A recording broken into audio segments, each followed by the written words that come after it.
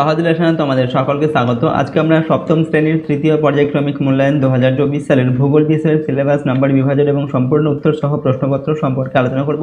তো চলো এই ভিডিওতে আমরা ক্লাস 7 এর থার্ড ইউনিট টেস্ট 2024 জিওগ্রাফি সাবজেক্টের সিলেবাস, মার্কস, ডিভিশন এবং এই কোশ্চেন পেপারের উত্তরগুলো দেখে নিই। দেখো কোন কোন অধ্যায় তোমাদের পড়তে হবে ভূগোল বিষয়ের। 1 নম্বর হচ্ছে পৃথিবীর গতি, 2 নম্বর ভূপৃষ্ঠে কোনো স্থানে অবস্থান নির্ণয়, 3 নম্বর বায়ুর চাপ, 4 নম্বর হচ্ছে ভূমিরূপ, 5 নম্বর নদী, 6 নম্বর জল দূষণ, 7 নম্বর মাটি দূষণ, 8 নম্বর হচ্ছে ইউরোপ মহাদেশ। তো এই অধ্যায়গুলো তোমাদের পড়তে হবে ফাইনাল পরীক্ষার জন্য, ঠিক আছে। তবে কিছু কিছু স্কুলে কিন্তু সিলেবাসের পরিবর্তন হতে পারে, সেটা তোমরা স্কুল থেকে অবশ্যই জেনে নেবে। এরপর কী ধরনের প্রশ্ন পরীক্ষায় দেওয়া হবে দেখে নাও। টোটাল 70 নম্বরের ফুল মার্কস তোমাদের থাকবে এবং 2 ঘন্টা 30 মিনিট সময় দেওয়া হবে। প্রথমে 16টি এমসিকিউ প্রশ্ন দেওয়া থাকবে, তারপর 14টি এসএকিউ প্রশ্ন দেওয়া থাকবে, এগুলো 1 নম্বর মানের প্রশ্ন। এরপর তোমাদের 4টি 2 নম্বর মানের প্রশ্নের উত্তর লিখতে হবে, 4 দুগুণ 8 নম্বর। তারপর 4টি 3 নম্বর মানের প্রশ্নের উত্তর লিখতে হবে, 3 4 12 নম্বর। আর 3টি 5 নম্বর মানের প্রশ্নের উত্তর লিখতে হবে, 3 5 15 নম্বর। তো এইরকম প্যাটার্নে তোমাদের টোটাল 70 নম্বরের কোশ্চেন থাকবে এবং সময় থাকবে 2 ঘন্টা 30 মিনিট। তো চলো এখন আমরা প্রশ্নপত্র এবং তার উত্তরগুলো দেখে নিই। তার আগে অবশ্যই চ্যানেলটিকে তোমরা সাবস্ক্রাইব করে রাখবে এবং পাশের বেল আইকনে প্রেস করে অল অপশনটিকে সিলেক্ট করবে। ভিডিওটিতে অবশ্যই লাইক করবে, ভিডিওটি বন্ধু বান্ধবীর সঙ্গে শেয়ার করবে। আর এই সমস্ত প্রশ্নোত্তরের পিডিএফ ফাইল পেতে চাইলে আমাদের সহজ লেসন অ্যাপটিকে তোমরা ডাউনলোড করে নেবে। অ্যাপের লিঙ্ক ডিসক্রিপশন বক্সে দেওয়া আছে, সেখান থেকে তোমরা চাইলে এর পিডিএফ ফাইলগুলো কিন্তু নিতে পারো। এবার দেখো কোশ্চেন পেপারের 1 নম্বর দেখে কী রয়েছে, পৃথিবীর রেখা মানচিত্রে উপযুক্ত নাম ও সংকেত সহ চিহ্নিত করে। এখানে 5টি প্রশ্ন দেওয়া আছে। নাম্বার কয়ে দেওয়া আছে পামির মালভূমি, এরপর ইয়াংসি কিয়াং, কালাহারি মরুভূমি, ভেল্ড আর হচ্ছে মাউন্ট এলবুর্জ। তো এগুলো তোমাদের যে মানচিত্র দেওয়া হবে সেখানে চিহ্নিত করে দেখাতে হবে। নেক্সট প্রশ্ন 2 নম্বর দাগে দেখো সঠিক উত্তরটি নির্বাচন করো। এখানে 16টি প্রশ্ন দেওয়া আছে, প্রশ্নের মানে 1 নম্বর করে। কয়ের দাগে বলা হচ্ছে অপসূর অবস্থান উত্তর গোলার্ধে গ্রীষ্মকাল, অপসূর অবস্থান উত্তর গোলার্ধে গ্রীষ্মকাল, শীতকাল, শরৎকাল না বসন্তকাল। তো অপসূর অবস্থান উত্তর গোলার্ধে, এখানে উত্তর লিখবে গ্রীষ্মকাল হয়, ঠিক আছে। নেক্সট কয়ের দাগে 21 জুন তারিখটি হলো কর্কট সংক্রান্তি, মকর সংক্রান্তি, মহাবিষুব না জল বিষুব। তো 21শে জুন এটা হচ্ছে কর্কট সংক্রান্তি, ঠিক আছে। নেক্সট প্রশ্ন দেখো গয়ের দাগের প্রশ্ন, অক্ষরেখার মধ্যে সবচেয়ে গুরুত্বপূর্ণ হলো নিরক্ষরেখা, সুমেরুর বৃত্ত, কর্কট ক্রান্তি না মকর ক্রান্তি। তো অক্ষরেখার মধ্যে সবচেয়ে গুরুত্বপূর্ণ হচ্ছে নিরক্ষরেখা, ঠিক আছে। পরের প্রশ্ন গয়ের দাগে মোট দ্রাঘিমা রেখার সংখ্যা 180টি, 360টি, 320টি, 365টি। তো মোট দ্রাঘিমা রেখার সংখ্যা হচ্ছে 360টি। উমর দাগের প্রশ্ন, নিরক্ষীয় অঞ্চলে বায়ুচাপের তারতম্যের প্রধান কারণ নয় বায়ুর উষ্ণতা, ভূমির উচ্চতা, জলীয় বাষ্প, পৃথিবীর আবর্তন গতি। এখানে উত্তর লিখবে পৃথিবীর আবর্তন গতি। পরের প্রশ্ন চয়ের দাগে আবর্তন বেগ সব থেকে বেশি নিরক্ষীয় অঞ্চলে, ক্রান্তীয় অঞ্চলে, মেরু বৃত্ত প্রদেশীয় অঞ্চলে না মেরু অঞ্চলে। তো পৃথিবীর আবর্তন বেগ সব থেকে বেশি হচ্ছে নিরক্ষীয় অঞ্চলে। এরপর হচ্ছে আফ্রিকার কিলিমানজারো পর্বত ভঙ্গিল পর্বত, স্তূপ পর্বত, আগ্নেয় পর্বত না কোনোটি নয়। তো আফ্রিকার কিলিমানজারো পর্বত এটা হচ্ছে একটি আগ্নেয় পর্বত। নেক্সট হচ্ছে পরিজ্ঞ দাগে বিস্তীর্ণ অংশ জুড়ে অবস্থিত মালভূমি হলো পর্বত বেষ্টিত মালভূমি, মহাদেশীয় মালভূমি, লাভা গঠিত মালভূমি না ব্যবচ্ছিন্ন মালভূমি। তো বিস্তীর্ণ অংশ জুড়ে অবস্থিত যে মালভূমি তার নাম হচ্ছে মহাদেশীয় মালভূমি। এরপর ঝয়ের দাগে মানচিত্রে অনিত্যবহ নদীর রং হয় কালো, নীল, বাদামি না লাল। তো মানচিত্রে অনিত্যবহ নদীর রং হচ্ছে কালো। পরের প্রশ্ন ইঙ্গর দাগে নদীর পার্বত্য অঞ্চলের ভূমিরূপ অপশান অয়ে দেওয়া আছে নদী, বাঁক, জলপ্রপাত, অশ্বক্ষুর আকৃতির হ্রদ না প্লাবনভূমি। তো নদীর পার্বত্য অঞ্চলের ভূমিরূপ এগুলোর মধ্যে হচ্ছে জলপ্রপাত।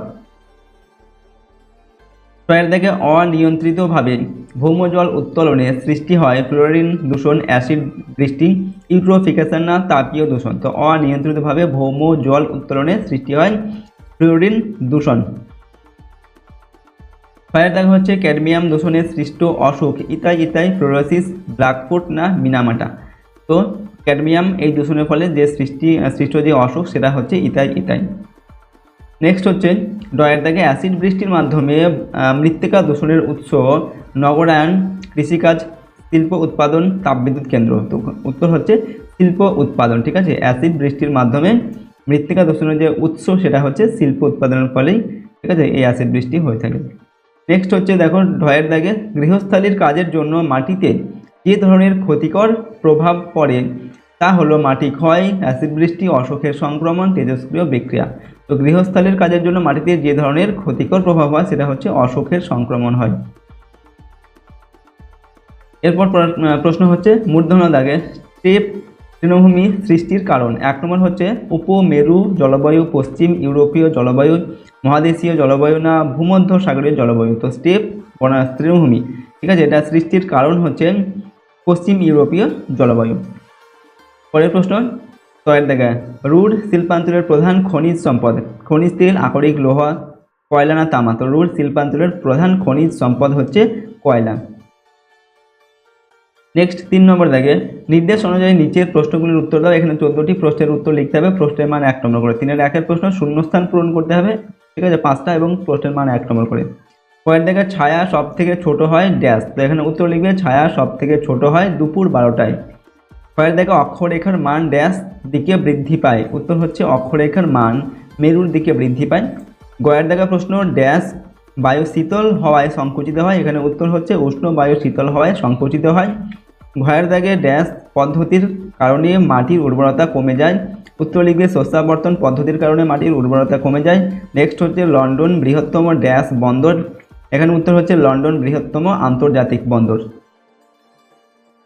পরের প্রশ্ন দেখো 3-এর 2 নম্বর দাগে শুদ্ধ ও অশুদ্ধ লেখো। 1 × 5 = 5। অধিবর্ষের শতাব্দীর বছরগুলি 400 দিয়ে বিভাজ্য, এটা হবে শুদ্ধ। এরপর হচ্ছে পৃথিবীর কোনোখানের অক্ষাংশ দ্রাঘিমা নির্ণয়ের ব্যবস্থা গ্লোবাল পজিশনিং সিস্টেম, এটা হবে শুদ্ধ।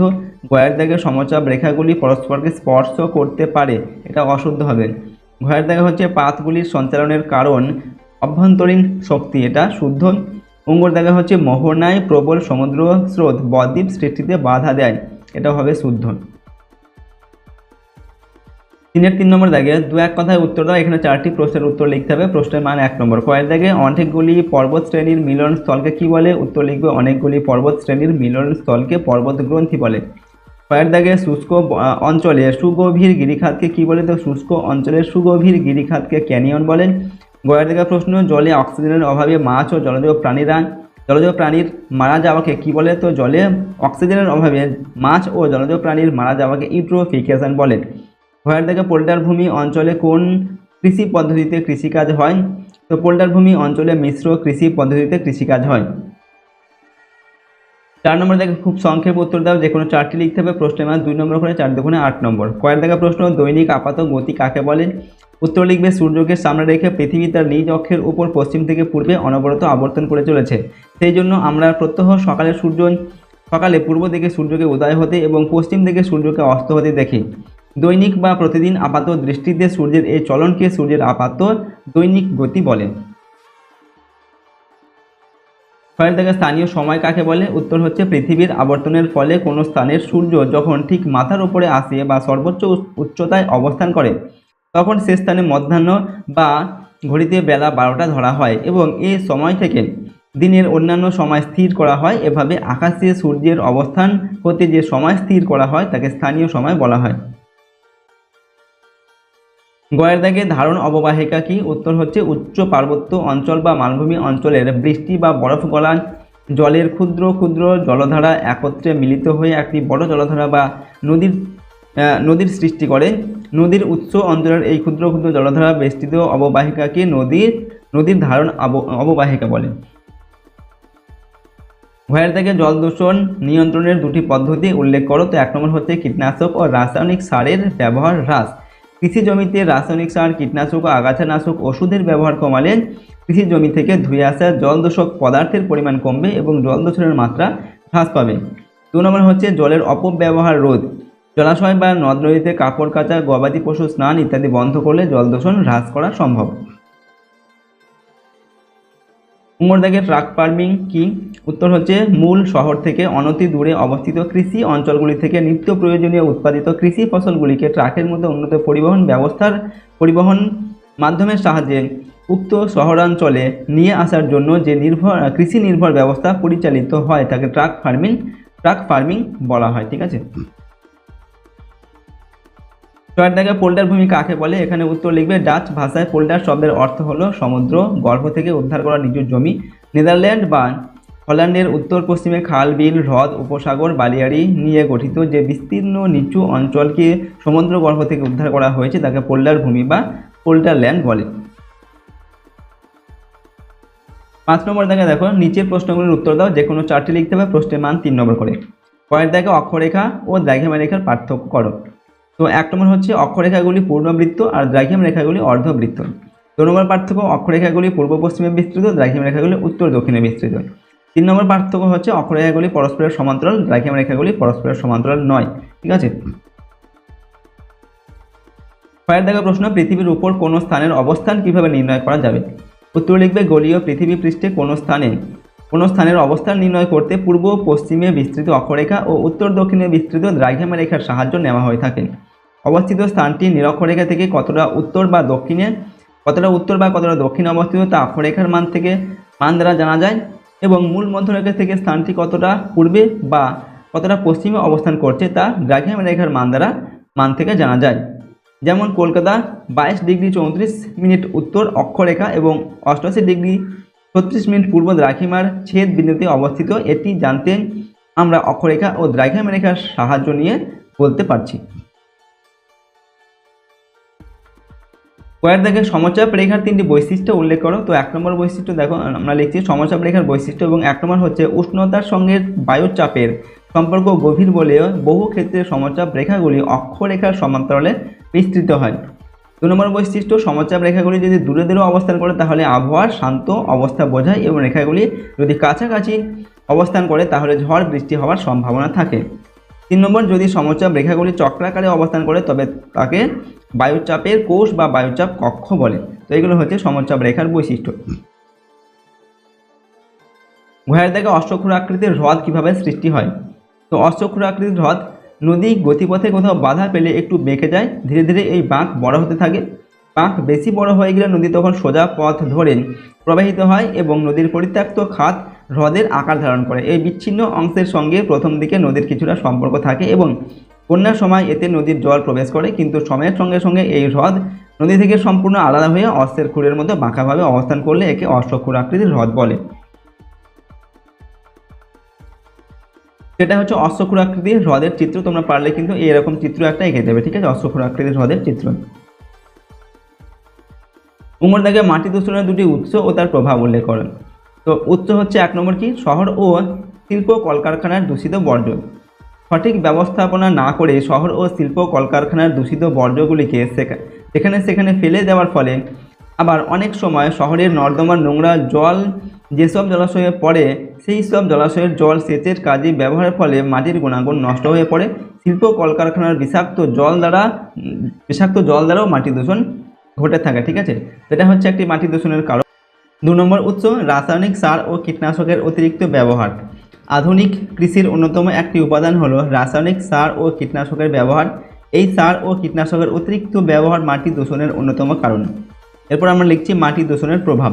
সাধারণত জমির উর্বরতা বৃদ্ধি করতে ও ক্ষতিকারক কীট ও পতঙ্গদের হাত থেকে কৃষিজ ফসলকে রক্ষা করতে এইগুলি ব্যবহার করা, কিন্তু অনেক সময় এইসব বিষাক্ত জীবাণুনাশক ব্যবহারের ফলে মাটির উর্বরতা বৃদ্ধিকারী কিছু উপকারী প্রাণী মারা পড়ে।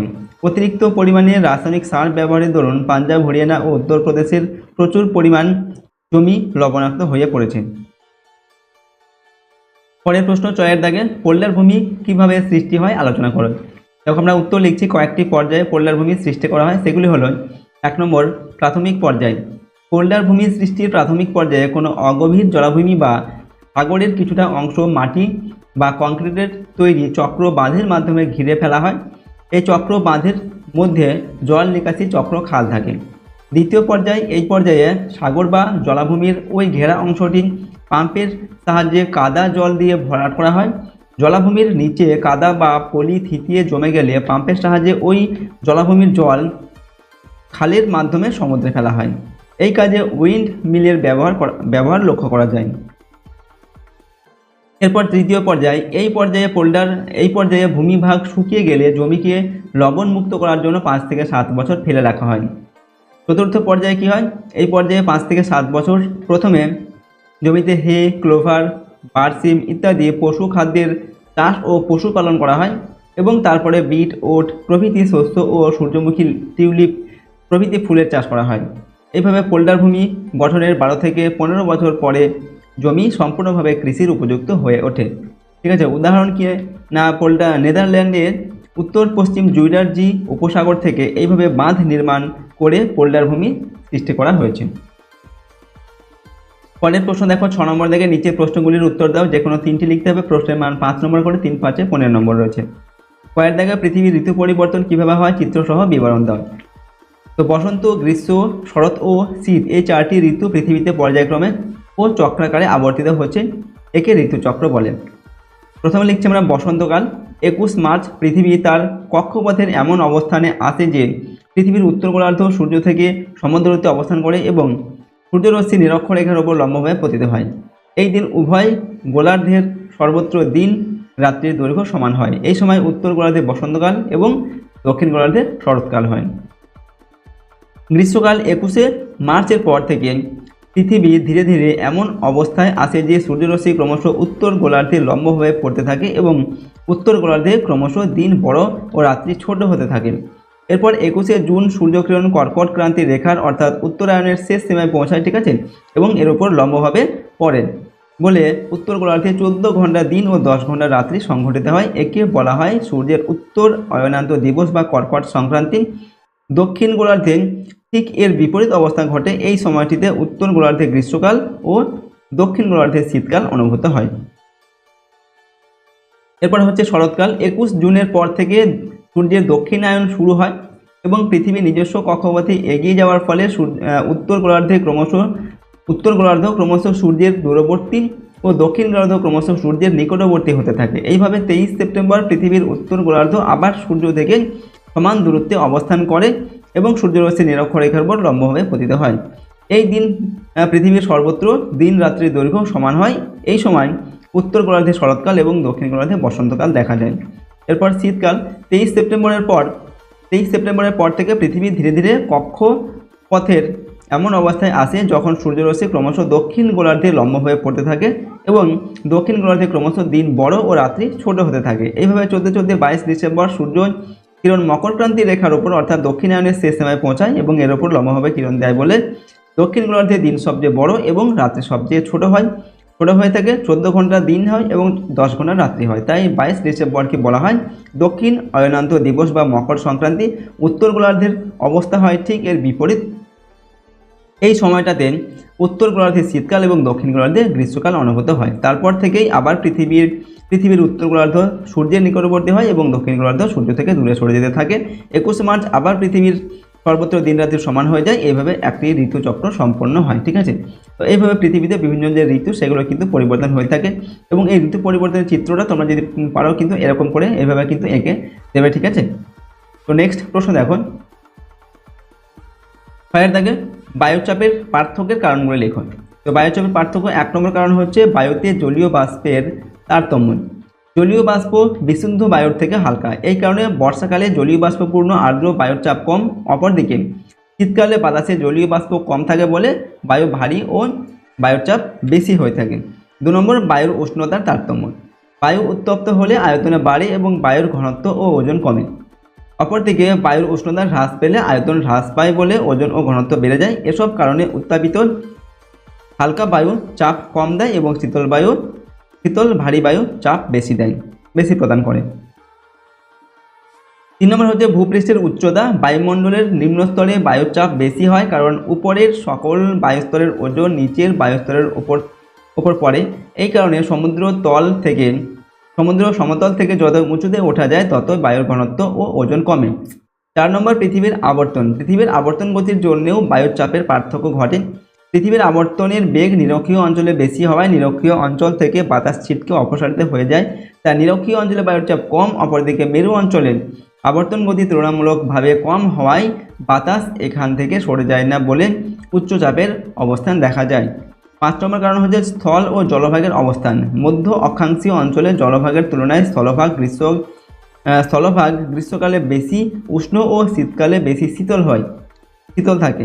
এই জন্য স্থলভাগে গ্রীষ্মকালে নিম্নচাপের এবং শীতকালে উচ্চচাপের সৃষ্টি হয়। তো এইগুলো হচ্ছে বায়ুচাপের কারণ। নেক্সট গয়ের দাগে মালভূমি কাকে বলে উদাহরণসহ 3 প্রকার মালভূমির বিবরণ দাও। তো দেখো, আশেপাশের অঞ্চল সাপেক্ষে হঠাৎ উঁচু 300 মিটারের বেশি উঁচু বিস্তীর্ণ ভূভাগ, চারপাশ খাড়া ঢাল আছে, এরকম ভূমিরূপকে মালভূমি বলে। মালভূমির উপরটা সমতল, ঢেউ খেলানো অথবা উঁচু নিচু হতে পারে। 1 নম্বর হচ্ছে লাভা গলিত মালভূমি। অগ্নুৎপাতের সময় উত্তপ্ত ও গলিত লাভা ভূপৃষ্ঠের ফাটল দিয়ে বেরিয়ে বাইরে ছড়িয়ে পড়ে এবং ধীরে ধীরে শীতল ও কঠিন হয়ে যে বিরাট মালভূমির সৃষ্টি করে তাকে লাভা গলিত মালভূমি বলে। যেমন ভারতের দাক্ষিণাত্য মালভূমি, মালব মালভূমি, এরকম লাভা গলিত মালভূমির উদাহরণ আর কি। ঠিক আছে। 2 নম্বর হচ্ছে পর্বত বেষ্টিত মালভূমি। যখন কোনো মালভূমি একাধিক পর্বত দ্বারা আবদ্ধ থাকে তখন তাকে পর্বত বেষ্টিত মালভূমি বলে। পর্বত সৃষ্টির সময় চারপাশ থেকে প্রবল পার্শ্বচাপের ফলে মধ্যবর্তী স্থান উঁচু হয়ে পর্বত বেষ্টিত মালভূমির সৃষ্টি হয়, যেমন হিমালয় ও কুয়েনলুন পর্বত শ্রেণীর মধ্যে অবস্থিত তিব্বতের মালভূমি। 3 নম্বর হচ্ছে ব্যবচ্ছিন্ন মালভূমি। বৃষ্টিপাত, নদী, হিমবাহ, বায়ুপ্রবাহ প্রভৃতি বিভিন্ন প্রাকৃতিক শক্তির প্রভাবে প্রাচীন মালভূমি ও উচ্চভূমির কোমল শিলাস্তর ক্ষয় পায় এবং অপসারিত হয়, ফলে মালভূমির মাঝের কঠিন শিলাস্তর পাহাড় রূপে অবস্থান করে। এই মালভূমির মধ্যে দিয়ে নদী প্রবাহিত হলে পাহাড়গুলি বিচ্ছিন্ন হয়ে পড়ে।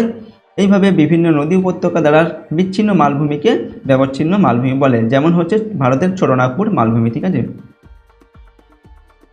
এরপর ঘয়ের দাগে নদীর উচ্চ প্রবাহ কাকে বলে, এই প্রবাহে নদী কি কি কাজ করে। তো কোনো নদী যখন তার উৎস থেকে পার্বত্য অঞ্চলের ওপর দিয়ে তীব্র বেগে প্রবাহিত হয় তখন নদীর ওই গতিকে উচ্চ প্রবাহ বলে। উৎস থেকে সমতল ভূমিতে নামার আগে পর্যন্ত নদীর উচ্চ প্রবাহ। পার্বত্য অঞ্চলে ভূমির ঢাল ও বন্ধুর ভাব বেশি হওয়ার জন্য নদীর শক্তি বেশি থাকে, ফলে এই প্রবাহে নদীর প্রধান কাজ ক্ষয়। নদীর স্রোতের সঙ্গে ছোট বড় পাথরগুলি নদীর তলায় ধাক্কা দিয়ে ক্ষয় করে, ফলে নদীর উপত্যকা গভীর হয়। এই সরু ও গভীর নদী উপত্যকা দেখতে হয় ইংরেজি আই ও ভি অক্ষরের মতো। একে গিরিখাত বলে। নদীর গতিপথে নদী নরম পাথরকে বেশি ক্ষয় করে, ফলে শক্ত ও নরম পাথরের মধ্যে ধাপের সৃষ্টি হয় আর নদী উপর থেকে নিচে ঝাঁপিয়ে পড়ে জলপ্রপাত সৃষ্টি করে। ঠিক আছে। তো উচ্চ গতিতে নদী এই যে ইংরেজি আই ও ভি আকৃতির মতো যে গিরিখাত সেগুলো তৈরি করে এবং জলপ্রপাত সৃষ্টি করে। ঠিক আছে, এইগুলো সৃষ্টি করে। নেক্সট দেখো উমর দাগে রুড শিল্পাঞ্চলের প্রাকৃতিক পরিবেশের বৈশিষ্ট্যগুলি উল্লেখ করে। তো প্রথমে আমরা লিখছি রুড শিল্পাঞ্চলের ভূপ্রকৃতি। রুড অঞ্চলের ভূমিরূপ প্রায় সমতল, সামান্য ঢেউ খেলানো। হিমবাহ ও নদীর ক্ষয়কার্যের ফলে গড়ে ওঠা এই অঞ্চলে ছোট বড় টিলা দেখা যায়। সমগ্র অঞ্চলটির গড় উচ্চতা 240 মিটারের মতো। নদ নদী। রুড অঞ্চলের প্রধান নদী হচ্ছে রাইন। এই নদীটি দক্ষিণে পোলন শহরের কাছে রুড অঞ্চলে প্রবেশ করে পশ্চিম সীমানা বরাবর প্রবাহিত হয়েছে। রুড, লিপি, এমসার, উপার এই চারটি নদী হলো রাইনের উপনদী। রুড ও লিপি এই অঞ্চলের নদী পূর্ব দিক থেকে প্রবাহিত হয়ে এসে রাইন নদীতে মিশেছে। নদীর পার্শ্ববর্তী অঞ্চলে উর্বর পলিমাটি ও দক্ষিণে চার্নোজেম, উত্তরে পর্সল মাটি দেখা যায়। এরপর দেখো আমরা লিখছি এখানে জলবায়ু। রুড শিল্পাঞ্চলের জলবায়ু শীতল নাতিশীতোষ্ণ প্রকৃতির।